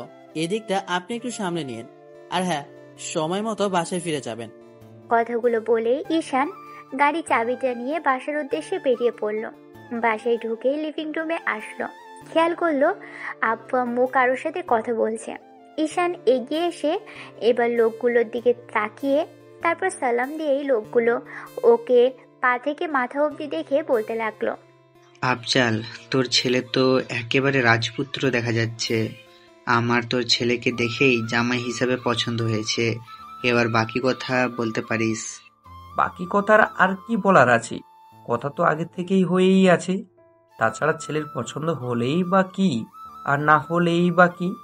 তো আমি জোর করেই তোর মেয়ের সাথে বিয়েটা করিয়ে দিতাম। আব্বু আর ভদ্রলোক কথা বলতে লাগলো। আব্বু আর চোখে তাকিয়ে ইশারা করতেই ঈশান আব্বুর পাশে গিয়ে বসে পড়ল। ওরা বিয়ের কথা বলতে আরম্ভ করলো। ঈশান কোনো কথাই বলছে না। মনে হতে লাগলো মেয়েটাকে এখনো পর্যন্ত একবারও দেখলো না, তার আগেই বিয়ের কথা পর্যন্ত চলে যাচ্ছে বিষয়টা। ঈশান কিছুক্ষণ চুপ করে থেকে তারপর সেখান থেকে উঠে যাওয়ার জন্য রিজন খুঁজতে লাগলো। তারপর লোকগুলো কথা শেষ করে দুপুরে লাঞ্চটা করে বেরিয়ে গেল। ঈশান রুমে এসে আব্বুর সামনে দাঁড়ালো। আব্বু ঈশানকে দেখে বলল, কি ব্যাপার, তুমি এখানে যে? তখন ওখান থেকে ওঠার জন্য কারণ খুঁজতেছিলে, তাহলে এখন এখানে কেন? আব্বু আমাকে না জানিয়ে বিয়েটা ঠিক করলে কেন? একবার মেয়েটাকে দেখলাম না পর্যন্ত, তার আগে তুমি আমার বিয়ে ঠিক করে দিলে। মেয়েকে দেখতে হবে না, দেখে শুনে কি বিয়ে করছিলে? আমি ভালো করেই জানি তুমি যাকে পছন্দ করছিলে তার সাথে তো 6 মাসের বেশি সংসার করতে পারোনি। এই মেয়েকে বিয়ে করে নাও। মেয়েটা অনেক ভালো, বিদেশ থেকে পড়ালেখা করে এসেছে, নম্র ভদ্র, আর তোমার আম্মু যেমনটা চায় ঠিক তেমন। আমাদেরকে আব্বু আম্মু হিসেবে মানতে ওর কোনো অসুবিধে হবে না। তোমার আম্মু মেয়েটার সাথে কথা বলেছে, যেমন অমায়িক ব্যবহার তেমনই সুন্দর করে কথা বলে। ঈশান, তুমি শুধু বিয়েটা করে নাও, ওর সাথে অনেক হ্যাপি থাকবে। অন্তত আর কোনো কষ্ট তোমাকে পেতে হবে না। বলছি যে মেয়েটাকে একবার দেখা উচিত ছিল। তার সাথে বিয়ে ঠিক করেছ, কোথায় বাড়ি, কি করে, আগে ব্যাকগ্রাউন্ডে কি ছিল জানি না, তার আগে তুমি আমার বিয়ে ঠিক করে দিলে। অন্তত বিয়ে ঠিক করার পরে তো একবার মেয়েটার সাথে দেখা করার সুযোগ তো করে দিবে। হ্যাঁ, সুযোগ করে দিই আর তুমি বিয়েটা ভেঙে দাও, তাই তো? তোমার মতলব আমার খুব ভালো করেই জানা আছে। তুমি খুব ভালো করেই জানো আমি যেটা বলি সেটাই করে তবেই শান্ত হই। তুমি বাসায় ফেরার পরে কিন্তু আমাকে কথা দিয়েছো, আমার কথাতে বিয়ে করে নিবে। যাকে বলবো, যখন বলবো, আমার নির্দেশে বিয়ে করে নিতে হবে। এখন তাহলে আমার মুখের উপরে কথা বলছো কেন তুমি? শোনো আব্বু, তোমার জন্য আমি যেটা করি সেটা সবসময় ভালোই হয়। কেন কেন বিশ্বাস রাখতে পারছো না? দেখো, সবই ঠিকঠাক হবে, আর তুমিও ওর সাথে ভালো থাকবে ঈশান। আজও বাবু, আমি কি একবার বলেছি যে বিয়েটা করব না? বলেছি মেয়েটার সাথে একটু কথা বলতে চাই। তার মানে এই না যে আমি বিয়েটা ভেঙে দিব। আমার কোনো পছন্দের মানুষ নেই। আমার সাথে বাজে কিছু হয়েছিল বলে তোমার কথা অনুযায়ী বাসে ফিরে এসেছিলাম। তারপর থেকে তোমার কোনো কথা ফেলেনি। তুমি যেটা বলেছো, যেভাবে বলেছো সেটাই শুনেছি। তাহলে মেয়েটাকে অন্তত আমার সাথে পরিচয় করিয়ে দাও। তাও দিচ্ছ না, না হলে নাম্বারটা দাও, একটু কথা বলি অন্তত। মেয়েটার বিয়েতে রাজি কিনা আমার সেটা তো জানতে হবে। কোনো দরকার নেই, আমার সবটা জানাশোনা আছে। মেয়েটাকে আমার ভালো করেই চেনা, আর তুমি ওকে খুব কাছের থেকেই চেনো। কিন্তু সেই মেয়েটাকে তোমার বলতে এত অসুবিধা হচ্ছে কেন বলো তো? এরকম লুকানোর চেষ্টা করছে কেন আমাকে বলো। লুকানোর কি আছে? আচ্ছা, তোমার অফিসের পিএ যে সিনথিয়া মেয়েটা, ওকে তোমার কেমন লাগে সেটা আগে বলো তো। মেয়েটাকে দেখতে শুনতে মাশাআল্লাহ, ভদ্র ব্যবহার, সবার সাথে বেশ গুছিয়ে কথা বলে। তার মানে শেষে অফিসের পিএকেই বিয়ে করতে হবে? আব্বু, মেয়েটা আমার থেকে 3 বছরের সিনিয়র। একটা জুনিয়র ছেলে হয়ে কি করে সিনিয়র মেয়ের সাথে সংসার করবো বলো? একটাবার ভেবে দেখেছো? এরকম করে মেয়েটার সাথে আমার বিয়ে ঠিক করে দিলে, আর মেয়েটা এসব কিছু জানে? অনেক আগে থেকেই জানে। আর তোমার বিয়েটা তুমি বাসায় আসার পরে ঠিক করে রেখেছিলাম। মেয়েটা অনেক আগেই দেশে এসেছিল। তারপর যখন ওর আব্বুর সাথে তোমাদের বিয়ের বিষয়ে কথা বলতে গিয়েছিলাম ওদের বাসায়, সেই দিন ওকে দেখার পর আমার মনে হয়েছিল এই মেয়েটা আমার ছেলের বউ হওয়ার জন্য পারফেক্ট। সিনথিয়া বিয়েতে রাজি হয়েছে, ওর আব্বুর কথা মতো বিয়ে করতে রাজি হয়েছে। তখন আমি তোমার ছবিটা ওকে দেখিয়েছিলাম। ও কয়েকটা দিন ধরে ভেবে আমাকে উত্তর জানিয়েছিল ও তোমাকে আরো কাছ থেকে চিনতে আর জানতে চায়। তাই আমি তোমাকে না জানিয়ে ওকে অফিসের বিয়ে করে পাঠিয়েছিলাম। আব্বু, শেষে আমার সাথে থেকে মেয়েটা আমার সাথে গেম খেললো, আর আমি সেটা বুঝতেই পারিনি। এজন্যই সবসময় আমার দিকে তাকিয়ে থাকে। তার মানে কি? তার মানে এটাই সিনথিয়া মেয়েটা তোমাকে পছন্দ করে, ও বিয়েতে রাজি। না হলে এত বড় বিজনেসম্যানের মেয়ে কি করে তোমার অফিসের সামান্য পিএ পদে জব করতে যাবে? ঈশান, তোমার হয়তো ধারণার বাইরে ওর আব্বু কত বড় একজন বিজনেসম্যান। ওদের সম্পদের পরিমাণ কতটা সেটা তুমি শুনলেও তুমি হয়তো বিশ্বাস করতে পারবে না। ওদের ক্ষমতা আছে আমাদের মতো এই ছোটখাটো বিজনেসম্যান 2, 4, 10 জনকে কিনে নেওয়ার। ঈশান কিছুক্ষণ ধরে চুপ করে রইল। কাউকে কিছু বলতে গিয়েও বলতে পারল না। ঈশান সিনথিয়ার এতটা কাছে থেকেও বুঝতে পারেনি মেয়েটা কি জন্য ওর দিকে তাকিয়ে থাকতো, কিন্তু ওকে বুঝতে দিত না। আচ্ছা, সিনথিয়া মেয়েটা তাহলে কি সত্যি আগে থেকে ঈশানকে পছন্দ করত, আর এজন্যই ওর সাথে এরকম বিহেভ করতো? ঈশান এতটা কাছে থেকেও মেয়েটাকে বুঝতে পারেনি। কথাগুলো ভেবেই রাগ হচ্ছে। আর মেয়েটাই বা কেমন? ওকে একটাবার বলল না যে ওদের মাঝে পারিবারিকভাবে বিয়েটা ঠিক করে রেখেছে? কথাগুলো ভেবেই এবার ঈশানের মনে হতে লাগলো একটা সিনিয়র মেয়েকে কি করে বিয়ে করবে। আগের মেয়েটা এত গরিব হয়েও থাকলো না, তাহলে এত বড় লোকের একটা মেয়েকে বিয়ে করলে আগের মেয়েটার মতো ওকে হ্যাপি রাখতে পারবে? মেয়েটা এত বড় লোকের আগের মেয়েটার থেকে ওর অনেক বেশি ডিমান্ড করবে, যেটা ওদের পক্ষে সবসময় দেওয়া সম্ভব না। সবারই কোনো না কোনো উইকনেস আছে। তাছাড়া বিজনেসম্যান বলেই যে সবসময় সবটা পেয়ে যাবে তার তো কোনো মানে নেই। টাকায় সবসময় সব কিছু হয় না। মেয়েটার সাথে যদি ওর মনের মিল না হয়। কথাগুলো ভেবেই ঈশান আপুর দিকে তাকালো আর বলল, কি এত ভাবছো? ভাবাভাবির কিচ্ছু নেই। শোনো, পুরো 1 মাস দুজনে অনেক কথা বলেছো, তাই আর প্রয়োজন নেই। তাছাড়া পুরো অফিসের সময়টা জুড়ে ও তোমার আশেপাশে ছিল, বুঝতে পারোনি মেয়েটার চালচলন। আর হ্যাঁ, ভালো কথা, মেয়েটা বিদেশ থেকে পড়ালেখা করে আসলেও ওর কোনো বয়ফ্রেন্ড নেই। ঘটনাটা তুমিই ঘটিয়েছো। ওরা সবটা জানার পরও যে একটা বিবাহিত ছেলের সাথে মেয়ের বিয়ে দিতে চাইছে, সেটা শুধু আমার মুখের দিকে তাকিয়ে। ওর আব্বু আমার ছোটবেলার ফ্রেন্ড, তাই ওকে তোমার হাতে তুলে দিতে চাইছে। ঈশান কিছুক্ষণ আপুর পাশে গিয়ে বসে রইল। আপুকে এক গাদা কথা ওকে শোনালো আর বোঝালো। এরই মাঝে আম্মু এসে খেয়াল করলো ঈশান চুপচাপ বসে আছে, কোনো কথাই বলছে না। এবার আম্মুও ঈশানকে বোঝাতে আরম্ভ করলো আর মেয়েটাকে বিয়ে করে নিতে বলল। কিন্তু আব্বু আম্মু একবার তো বলতে পারতো ওদের বিয়ে ঠিক হয়ে আছে। সেটা না বলে চুপ করেছিল। রাগ হচ্ছে মেয়েটার উপর, খুব। সবসময় সিনথিয়া এরকম করে তাকিয়ে কেন থাকতো তার কারণটা আজকে ঈশান বুঝতে পারলো। আম্মুকে কিছুই বলল না। ঈশান বুঝে নিল যে অন্তত আজ যাই হোক বিয়েটা না করে এ বাড়িতে টেকা যাবে না। ঈশানের আব্বুর থেকে সময় নিল, আস্তে ধীরে বিয়েটা করে নেবে।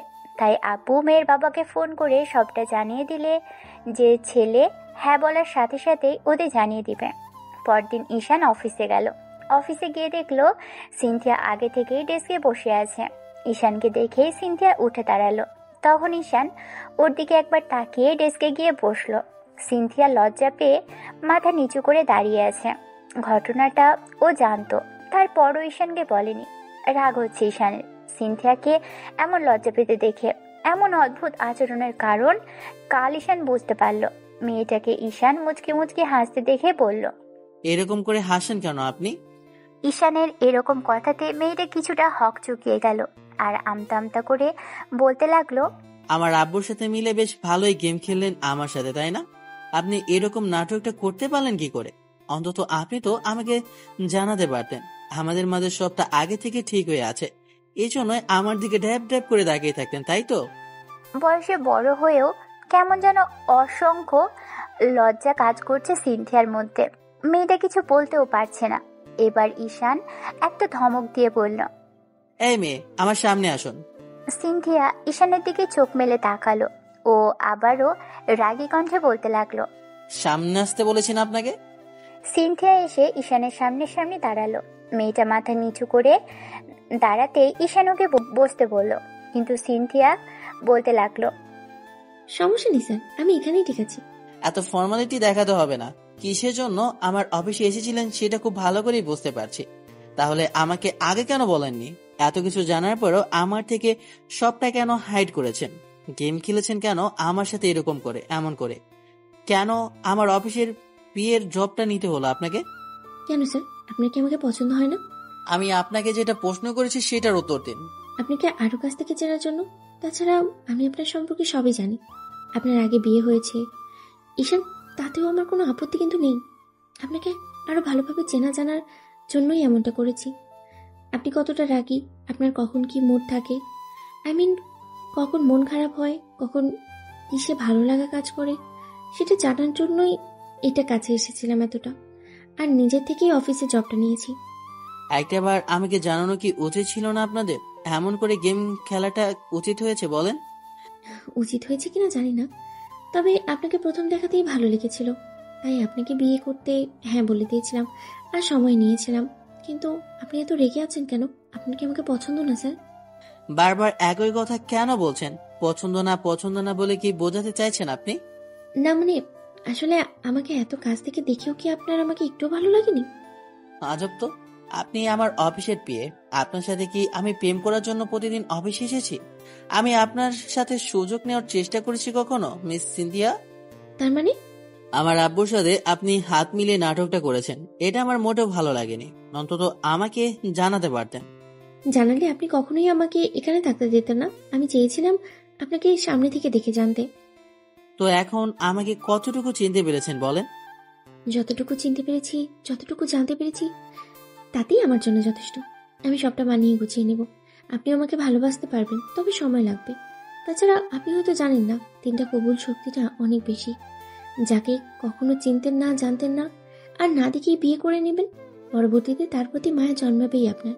আমার একবার বিয়ে নামক বান্ধনে আবদ্ধ হই, দেখবেন আপনি আমাকে ভালোবাসতে পারবেন। আপনার কি করে মনে হলো আমি বিয়েতে রাজি হয়ে যাব? আপনি এত নাটক করার পরেও আপনার মনে হচ্ছে আমি বিয়েটা করব? সিনথিয়া টলমল চোখে ঈশানের দিকে তাকিয়ে রইল। তারপর কিছুক্ষণ নীরব থেকে একটা দীর্ঘশ্বাস ফেলে বলল, এতদিনেও কি আমাকে আপনার একটুও ভালো লাগেনি স্যার? আমার জন্য কি আপনার মনে আমার কোনো জায়গা তৈরি হয়নি? আমি দেখেছি আপনি আর চোখে আমার দিকে তাকিয়ে থাকতেন। আচ্ছা, আমি কোনো কিছুর দিক থেকে কম যার জন্য আমাকে একটু পছন্দ করেন না? এই মেয়ে, তোমার মাথায় কি সিট আছে? আমার আগের বিয়েটার ডিভোর্সের 6টা মাস হয়নি, আর তার মাঝে আমি তোমাকে বিয়ে করে নেব, তোমার সাথে সম্পর্ক চলে যাব? তোমাদের কাছে সম্পর্কটা এতই স্বাভাবিক মনে হয়? কখনো কাউকে ভালোবাসোনি তো, তাই এরকম করে বলতে পেরেছ। এমন একটা সিচুয়েশন থেকে নিজেকে মুভ অন করে নিয়েছি, তাও আবার সেটা 1 মাসের মধ্যে। তাহলে কি করে তোমাকে ভালোবাসবো বলো? তার মানে আপনি বিয়েতে রাজি নন ঈশান? সিনথিয়ার প্রশ্নে ঈশান আর কথা বলল না, মাথা নিচু করে রইল। সিনথিয়ার মনে হতে লাগলো একবার বিয়েটা ঠিক হওয়ার আগে ঈশানের সাথে কথা বলে নেওয়া উচিত ছিল। এমন কিছু না করে অনেক বড় ভুল করেছে। সিনথিয়া তখন ভেবেছিল ঈশানের সাথে যা হয়েছে তাতে শুধু ওর হয়তো দোষ নেই, একটা সম্পর্ক নষ্ট হবার পিছনে সবসময় দুদিকের কারণ থাকে না, একতরফা কারণেও অনেক সময় সম্পর্ক নষ্ট হয়। একতরফা ভাবে একটা মানুষ চায় না যে সম্পর্কটা নষ্ট হয়ে যাক। একদিকের মানুষ যেমন চায় না সম্পর্কটা নষ্ট হোক, তেমনি আরেক দিকের মানুষ চায় না সম্পর্কটা টিকে থাক। সহ্যের সীমানা ছাড়িয়ে গেলে তখন সম্পর্কটা নষ্ট করে দিতে বাধ্য হয়। সিনথিয়া মাথা নিচু করে বিষয়টা ভেবে বলতে লাগলো, সরি স্যার, আমার বোঝা উচিত ছিল। আমি সবসময় যেমনটা সবটা ভাবি তেমন করে তো কিছুই হবে না। অন্তত আপনার সাথে একটাবার কথা বলে নেওয়া উচিত ছিল। আমার অন্যায় হয়েছে। আমার পছন্দ হওয়া বিয়েতে রাজি হওয়া ভুল ছিল। আমি বুঝতে পারিনি আপনার বিয়ে হয়ে এসে আশেপাশে থাকতে চাওয়াটা, আপনাকে বুঝতে পারাটা অনেক বেশি অন্যায় হয়ে যাবে। এই কয়েকটা দিনের জন্য আমার মনের কোণে সুপ্ত একটা অনুভূতির সৃষ্টি হবে আপনার জন্য। আমি কখনোই আপনার সাথে গেম খেলতে চাইনি, সময় নিতে চেয়েছিলাম।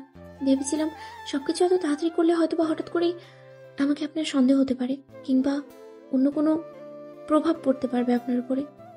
যদি আপনার সাথে এই কথাগুলো বলা হতো তাহলে আপনি কিছুতেই আমাকে বিয়ে হিসেবে রাখতে রাজি হতেন না, তাই এমনটা করতে হয়েছে। আমি জানতাম না আপনি এই বিয়েতে কখনো রাজি হবেন না। সবটা আমার ভুল ছিল স্যার। সবকিছুর জন্য আন্তরিকভাবে দুঃখিত। আমার ভুলটা খুব শীঘ্রই শুধরে নেব। সিনথিয়া কথাগুলো বলেই কেবিন থেকে বেরিয়ে গেল। আধা ঘন্টা পর যখন ফিরে আসলো তখন মেয়েটাকে কেমন যেন লাগছিল, হয়তো বা কান্নাকাটি করেছে। ঈশান ওর দিকে কিছুক্ষণ তাকিয়ে থেকে কাজে মনোযোগ দিল। দিনটা কোনো রকম ভাবে কেটে গেছে। সারাদিন ঈশান সিনথিয়ার সাথে আর কোনো কথা বলল না। অন্যদিকে সিনথিয়া মন খারাপ করেই রইল। অফিসের পুরো সময়টা মুখটা কালো করে রাখলো। ঈশান সেটা খুব ভালো করেই বুঝতে পারল। সিনথিয়া ভেবেছিল ঈশান ওর সাথে অন্তত একটু একটু হলেও কথা বলবে, কিন্তু সেটাও করলো না, যার জন্য মেয়েটার খারাপ লাগাটা দ্বিগুণ হলো। সিনথিয়া বুঝতে পারলো ঈশানের মনে ওর জন্য কোনো অনুভূতি নেই। মেয়েটা কোনো রকম অফিস শেষ করে বাসায় চলে গেল। পরদিন যখন অফিসে আসলো দেখলো সিনথিয়ার ডেস্ক ফাঁকা, তার মানে মেয়েটা এখনো আসেনি।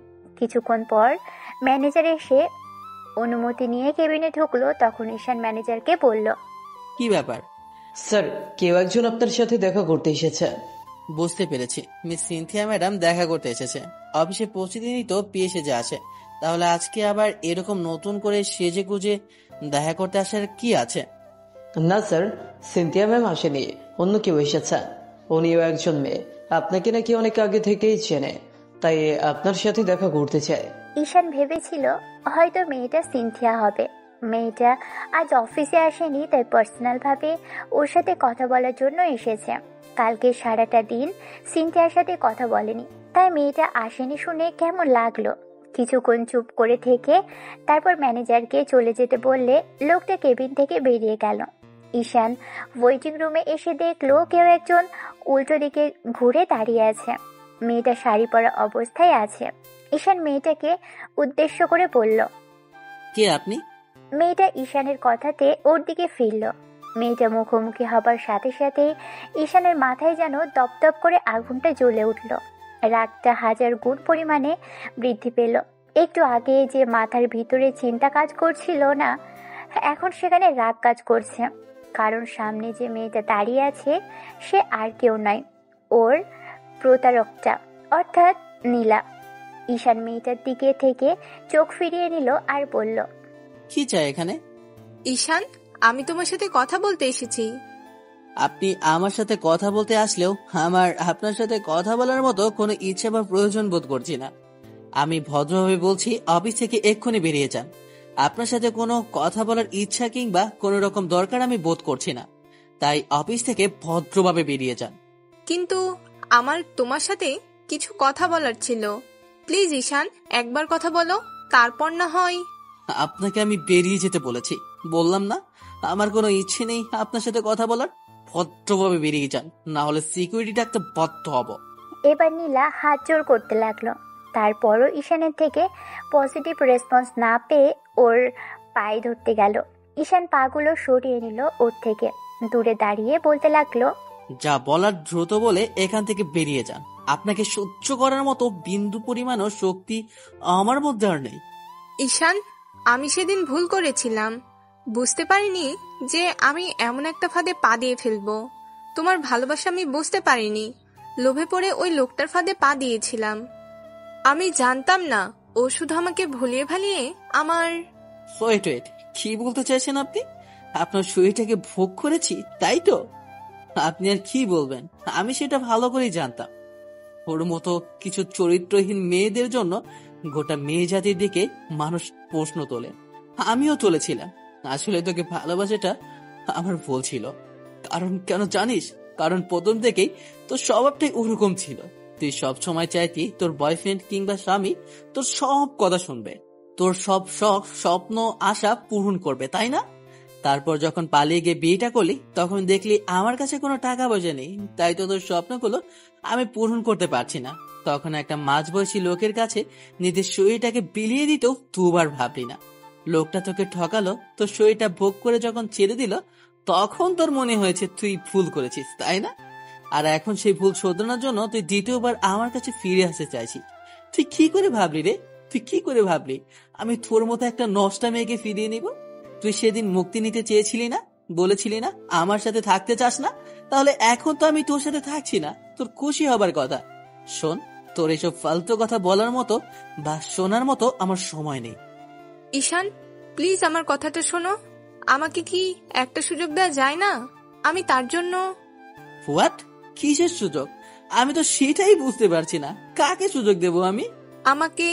আমি তো ভুল করে ফেলেছিলাম, সেজন্য কেউ না জেনে ভুল করলে সেটার জন্য শাস্তিটা একরকম, আর কেউ জেনে শুনে ভুল করলে সেই শাস্তিটা আরো কঠোর হওয়া উচিত।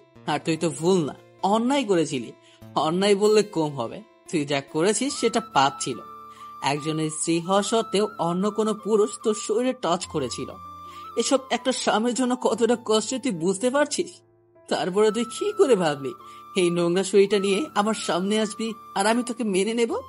শোন, আমি অতটা মহৎ নই যে তোকে, তোর মতো থার্ড ক্লাস মেয়েকে আমি মাফ করে দেব, বুঝতে পেরেছিস? প্লিজ ঈশান, আমাকে একটাবার মাফ করে দাও। আমি ভুল করেছি, তার জন্য আমাকে চুপ, একদম চুপ। আর কোনো কথা নয়, এক্ষুনি অফিস থেকে বেরিয়ে যাবে। আর একটা কথা কান খুলে শোন, ভুলের মাফ হলেও আমার কাছে কোনো প্রতারক, কোনো ঠকবাজ আর কোনো ভালোবাসা নিয়ে অভিনয়কারীর কোনো মাপ নেই। আর তুই আমার কাছে হাজারবার মাপ চাইলো কিংবা কেঁদে কেটে মরে গেল, কোনো মাপ পাবি না। তখন বলেছিলাম না, পরবর্তীতে এসে আমার সামনে কান্নাকাটিটা করবি, কিন্তু কোনো লাভ হবে না। আর হ্যাঁ, তোকে বিয়ে করার মতো ভুল করে আমি আমার ফ্যামিলির সাথে অনেক বড় ঝামেলা করেছিলাম। এখন সেই ভুলটা আমি শুধরে নিচ্ছি। তোর থেকে হাজার গুণ ভালো, তোর থেকে হাজার গুণ ভালো। ভালো কি বলছি, তুই মেয়েটার পায়ের নখেরও যোগ্য নস। নিষ্পাপ একটা মেয়েকে আমি বিয়ে করতে যাচ্ছি, আর সেটা আব্বুর পছন্দে। আমি ওর সাথে সারা জীবন ভালো থাকবো। এখন এখান থেকে আসতে পারিস।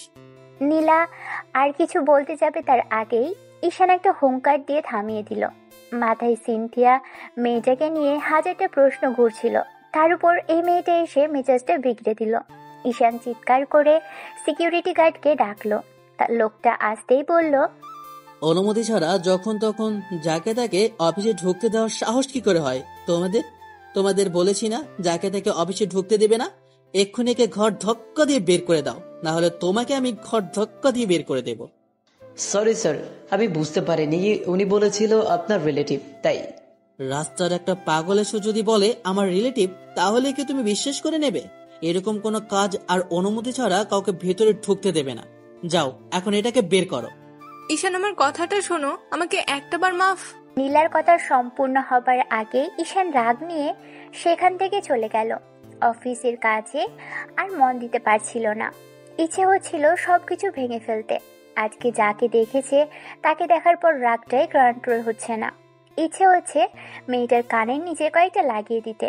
ঈশান সেটা পারল না, হয়তো মেয়ে মানুষ বলে গায়ে হাত তুলল না। আর ওর ওই নোংরা শরীরে হাত তোলার মতো ভুলটা ঈশান করতে চায় না। অন্য কারোর কাছে শরীরটা বিলিয়ে দিয়ে তারপর এসেছে ওর কাছে মাফ চাইতে। এসব মেয়ের আসলেই লজ্জা নেই। ঈশান আর কোনোভাবেই কাজে মনোযোগ দিতে পারছে না, কারণ ওর কেবিনে যে মায়াবিনী ছিল সে আজকে বারবার আর স্যার বলে ডাকছে না, তার বারবার সামনে এসেও দাঁড়াচ্ছে না। মেয়েটার ডেস্কটা ফাঁকা, আজকে একবারও মেয়েটাকে দেখতে পেল না। মেজাজটাই পুরো খারাপ হয়ে গেল। ঈশান আর থাকতে না পেরে সিনথিয়ার নাম্বারে কল করলো। 10-12 বার মেয়েটার নাম্বারে কল করার পরও রিসিভ করছে না। ব্যাস, হয়ে গেল। মেজাজটা সপ্তম আসমানে যাওয়ার জন্য যথেষ্ট ছিল এটাই।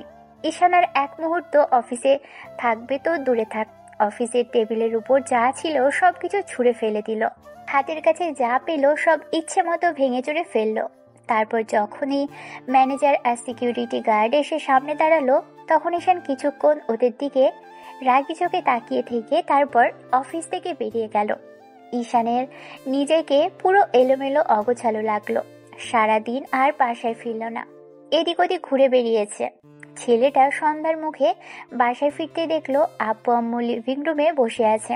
ঈশান গিয়ে আব্বু আম্মুর সামনে দাঁড়ালো। দুজনেই ওর দিকে তাকালো। ছেলেকে কেমন অগোছালো এলোমেলো লাগছে, তারপরও কেউ কিছু বলল না। তখন ঈশান নিজেই বলতে লাগলো, কি হয়েছে? তোমাদের মুখটা কালো করে রেখেছো কেন? কেউ মারা গেছে? ঈশান প্রশ্ন করার পরও কেউ কথা বলল না। বারবার জিজ্ঞেস করতেই আব্বু বলতে লাগলো, সিনথিয়া বাসায় এসেছিল? মানে? মানে মেয়েটা বাসায় এসে আমাদের সাথে কথা বলেছে।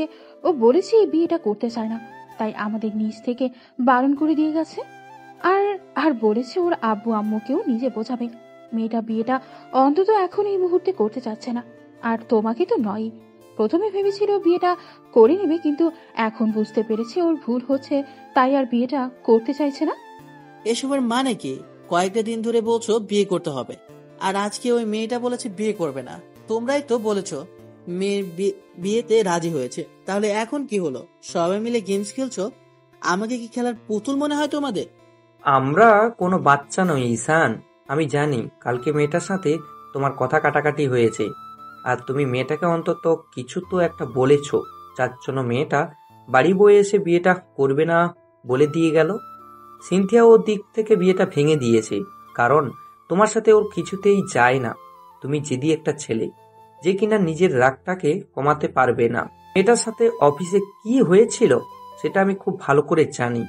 পুরনো অতীতটাকে ধরে রেখে বর্তমান আর ভবিষ্যৎকে কেউ খারাপ করতে পারে সেটা আমার জানা ছিল না ঈশান।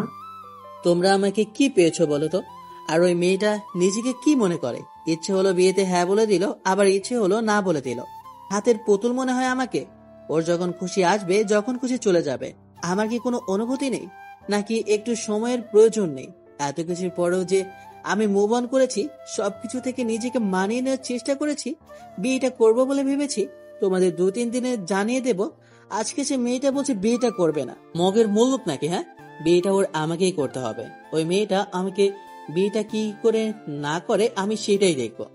ঈশানের কথাতে আম্মু মুচকি মুচকি হাসতে লাগলো।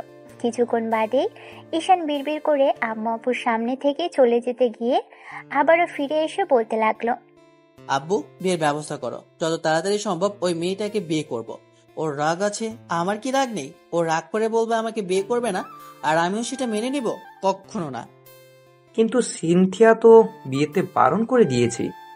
এতক্ষণে হয়তো বা মেয়েটা ওর আব্বুর আম্মুকে বলে দিয়েছে ওর বিয়েটা করবে না। বিয়েতে আমি রাজি হতে চেয়েছিলাম, তুমি তো আমাকে সময় দিলে। তাহলে কি আমি সেই সময়টাও পাবো না? নাকি আবারও রাগ করে তোমরা এমন করতে চাইছো?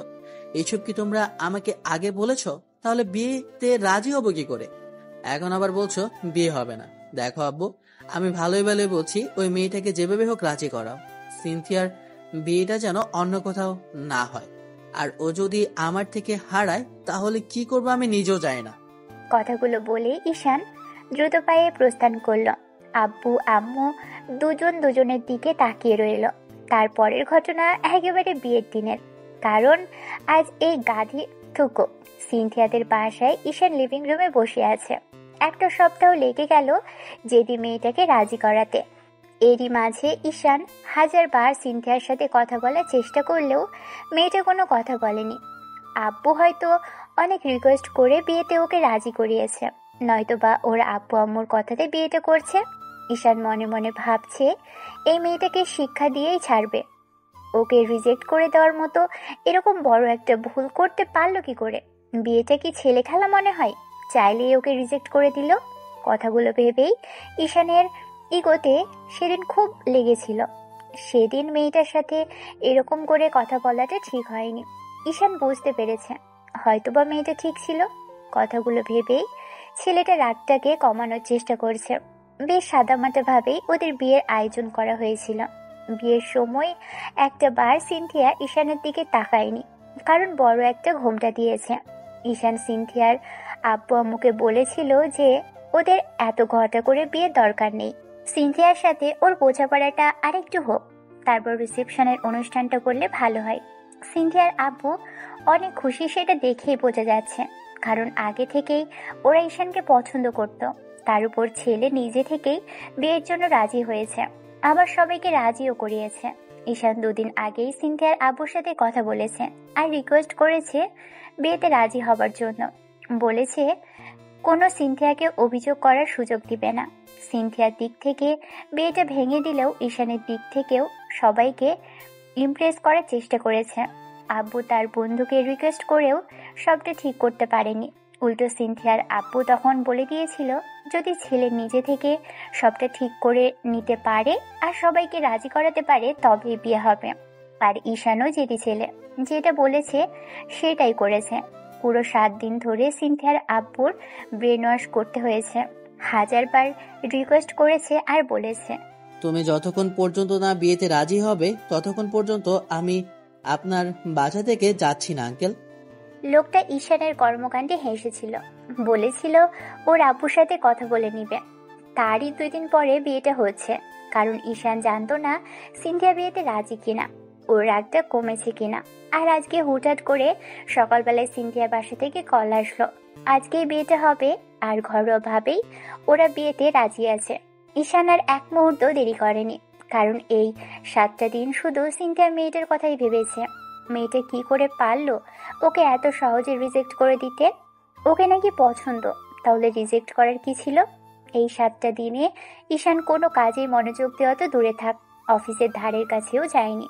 সেদিন ওই প্রতারকটাকে দেখার পর থেকে মাথায় রাগটা চড়ে বসেছিল, আর মনে হয়েছিল বাজে একটা মেয়ের জন্য ও সিনথিয়াকে কষ্ট দিতে পারে না। মেয়েটা ওকে এত কিছুর পরও বিয়ে করতে চায়, তাকে হারিয়ে যেতে দেওয়াটা পাগলামি। সিনথিয়াকে বিয়ে করে সবার থেকে বিদায় নিয়ে বাসার উদ্দেশ্যে রওনা দিল ওরা। বাসায় আসার সময় সিনথিয়ার পরিবারের মানুষগুলো ওকে অনেক বোঝালো, আর সিনথিয়াও কেটে কেটে একাকার হলো। মেয়েটা এত বেশি কান্নাকাটি করতে পারে ঈশানের জানা ছিল না। কান্নাকাটি করতে গিয়ে মেয়েটা হেঁচকি তুলে ফেলেছে। পুরো টিস্যু বক্সটাই ঈশান ওর সামনে দিয়ে দিয়েছিল, আর সেটা 15 মিনিটে শেষ করে ফেলেছে মেয়েটা। তখন ঈশান শুধু ওকে বলেছিল এবার কান্নাকাটিটা অন্তত থামান, মেকআপটা নষ্ট হয়ে যাবে তো। সিনথিয়ার রাগ হলেও ঈশানের সাথে কথা বলেনি। বাসায় আসার পর থেকে শুরু করে নিয়ে সিনথিয়া একটা বারও ঈশানের সাথে কথা বলেনি। ওদের বিয়েটা শেষ হতেই বিকেলের দিকে বাসায় এসেছে। তারপর থেকেই সিনথিয়ার সাথে ঈশানের আম্মু সেই 1000 গল্প জুড়ে দিয়েছে। ঈশান ওর ফ্রেন্ডকে ডেকেছিল, ওরা এসে বাসর ঘরটা সাজিয়ে দিয়েছে। ঈশান ওদের সাথে অনেকক্ষণ কথা বলল। সন্ধ্যার মুখে ওরা চলে যেতেই ঈশান রাতের খাবারটা খেলো। আম্মু ততক্ষণে হয়তো সিনথিয়াকে খাইয়ে দিয়ে রুমে চলে এসেছে। ঈশানও খেয়ে দিয়ে আব্বুর সাথে কথা বলে তারপর ভদ্র ছেলের মতো রুমে আসলো। ঈশান জানে এই পাগলি বউটার রাগ ভাঙাতে হবে।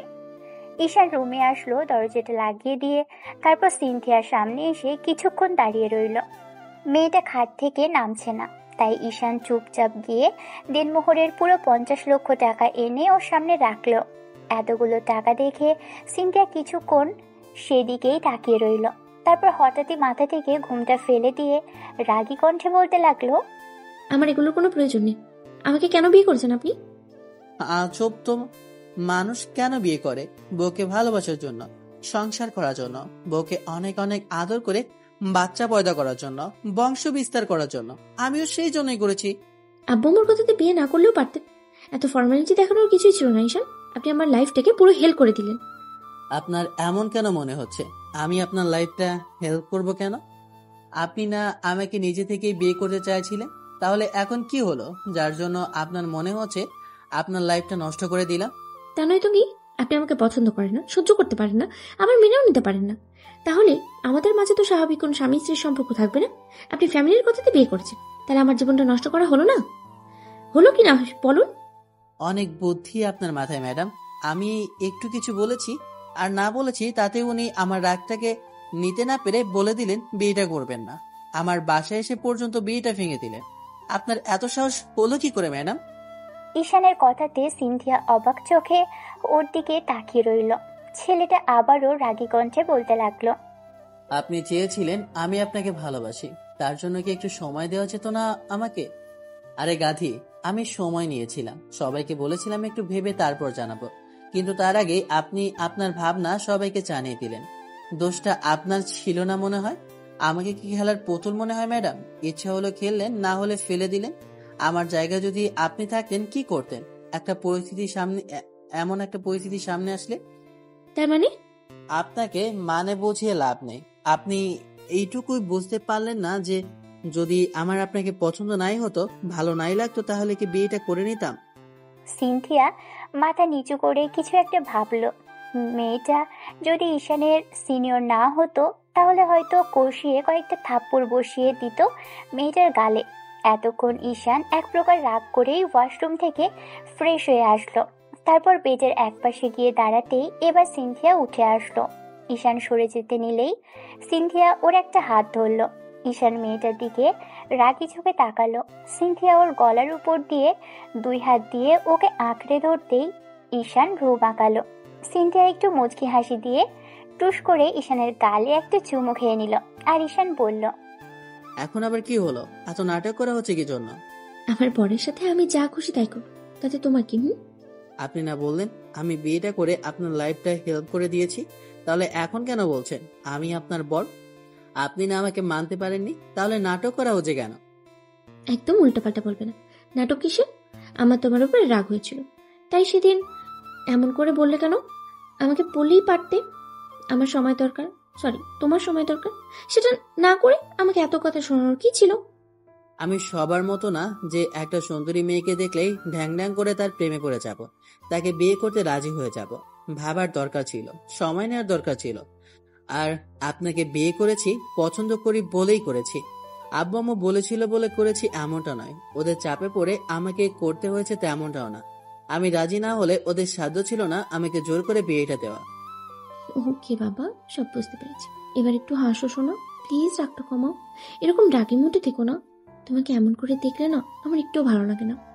আপনি এই 7 দিনে আমার মুডটা নষ্ট করে দিয়েছেন। আমার সাথে কথা বলা তো দূরে থাক, যোগাযোগের মাধ্যমগুলো নষ্ট করে দিয়েছেন। এত বেশি অন্যায় করে ফেলেছিলাম। আপনাকে সেদিন কথাগুলো বলা আমার ভুল ছিল, মানছি আমি একটু মিসবিহেভ করেছিলাম।